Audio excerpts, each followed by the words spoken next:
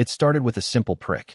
A tiny drop of blood, no more than a few microliters, promised to unlock the secrets of your health. This seemingly harmless detail, the finger prick, wasn't just a convenient innovation. It was the very first thread in a sprawling, multi-billion-dollar deception.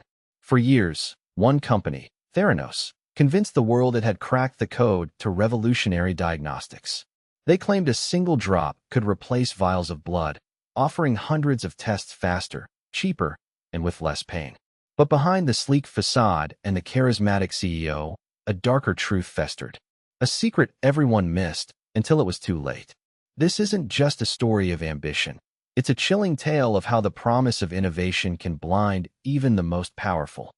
Her name was Elizabeth Holmes. At just 19, a Stanford dropout, she founded Theranos in 2003. Her vision? To disrupt the entire blood testing industry. She promised compact, automated devices that could perform a vast array of diagnostic tests from those few drops of blood. Imagine, no more bulky needles, no more multiple vials, just a quick, painless finger prick. This captivating narrative of medical revolution quickly drew attention. Early seed funding in 2004 valued the company at $30 million. By 2010, Theranos had already secured over $92 million in venture capital, shattering expectations and reaching a staggering $1 billion valuation. The future looked incredibly bright. The allure of Theranos wasn't just its technology. It was the people Elizabeth Holmes managed to impress. Her board of directors wasn't filled with medical experts, but with titans of politics and military. George Shultz, Henry Kissinger, Jim Mattis. These were names that commanded respect, figures who lent an air of unimpeachable credibility to a company few truly understood. Investors poured hundreds of millions into this vision, captivated by Holmes's confident demeanor and the promise of a medical breakthrough. At its peak in 2014, Theranos soared to an estimated $9 billion valuation. Elizabeth Holmes herself was hailed as the youngest self-made female billionaire, worth $4.5 billion. It seemed nothing could stop her. But behind the scenes, a different reality was taking shape. Joining Holmes in 2009 was Ramesh Sunny Balwani, her then-boyfriend, 19 years her senior. As president and COO, Balwani became the enforcer, a figure who cultivated an atmosphere of intense secrecy and fear. Inside Theranos, questioning the technology wasn't just discouraged, it could cost you your job. Employees who raised concerns about the accuracy or capabilities of their proprietary Edison device were marginalized, silenced, or simply fired. This dysfunctional corporate culture ensured that the dazzling public narrative remained unchallenged, even as the internal cracks started to widen. The illusion was meticulously maintained. The core of the deception lay in the technology itself, or rather, the lack of it. Elizabeth Holmes and Sunny Balwani consistently claimed their proprietary Edison device could perform hundreds of tests with unparalleled accuracy from just a few drops of blood. This was the hidden advantage they sold to the world. But in truth, the Edison was severely limited, capable of performing only a tiny fraction of the promised tests, and often with unreliable results.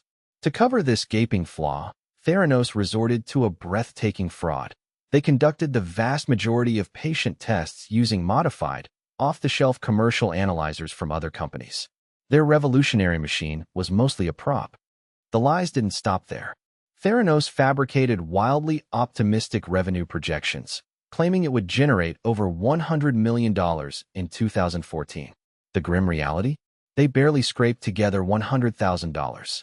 Even more audaciously, they falsely claimed their devices were deployed by the U.S. Department of Defense on battlefields in Afghanistan and on medevac helicopters. This wasn't just hype. It was a calculated manipulation designed to secure more investment and solidify their image as a legitimate, world-changing company. The deeper you looked, the more layers of deceit you found, each one more shocking than the last. The house of cards was built on pure fantasy. The first real cracks began to appear in 2015. Investigative journalist John Carreyrou from the Wall Street Journal started asking questions. His persistent reporting peeled back the layers of secrecy, revealing the gaping chasm between Theranos' claims and its capabilities. He wasn't alone. Brave whistleblowers from within the company, like former lab director Adam Rosendorf, risked everything to expose the truth. Rosendorf repeatedly warned Holmes about the Edison device's severe problems, only to be ignored. Kururu's articles became a torrent, turning the tide of public opinion and forcing the once untouchable company into the harsh glare of reality. The unraveling had begun. The scrutiny intensified dramatically in 2016. The Centers for Medicare and Medicaid Services, CMS, delivered a devastating blow. They identified immediate jeopardy to patient health and safety at Theranos' Newark lab. This wasn't just an audit. It was a public declaration of danger. By July, CMS revoked Theranos' operating certificate, effectively banning the lab and prohibiting Holmes and Balwani from owning or operating any clinical lab for 2 years.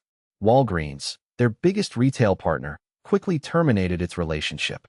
Forbes, which once celebrated Holmes's wealth, revised her net worth from $4.5 billion to nothing. The empire built on lies was crumbling rapidly. By 2018, the legal hammer fell. The U.S. Securities and Exchange Commission, the SEC, filed civil fraud charges, accusing Theranos, Holmes, and Balwani of an elaborate, years-long fraud. Holmes settled, agreeing to a $500,000 penalty and a 10-year ban from public company leadership. Balwani refused to settle. But the civil charges were just the beginning.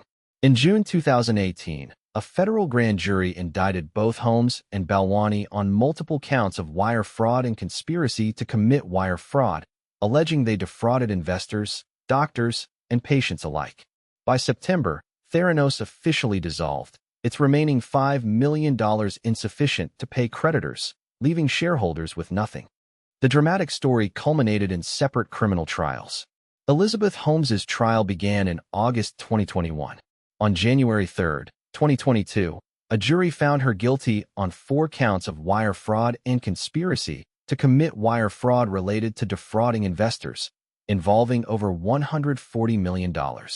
She faced 11 years and 3 months in federal prison, beginning her sentence in May 2023. Sunny Balwani's trial followed in March 2022. He was convicted on all 12 felony counts, including 6 counts of investor fraud and 4 counts of patient fraud. Balwani received a longer sentence, 12 years and 11 months, surrendering in April 2023. Justice, though slow, had finally arrived. Both Holmes and Balwani were ordered to pay a staggering $452 million in restitution to the victims they defrauded. The Theranos scandal wasn't just about a failed startup. It exposed a dark underbelly in Silicon Valley's venture funding culture. It highlighted how the pressure for rapid growth and the allure of groundbreaking innovation could overshadow rigorous scientific and ethical due diligence. The hidden advantage Theranos possessed wasn't a revolutionary technology. It was the ability to exploit human trust, ambition, and the fervent desire to believe in a world-changing dream, even when the evidence pointed to a nightmare. This story serves as a stark reminder. When something sounds too good to be true, it almost always is.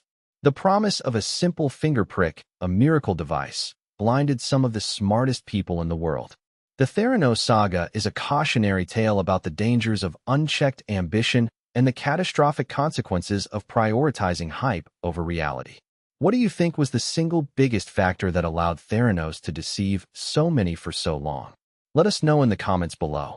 And if you want to uncover more untold stories of corporate deception, click on this video right here.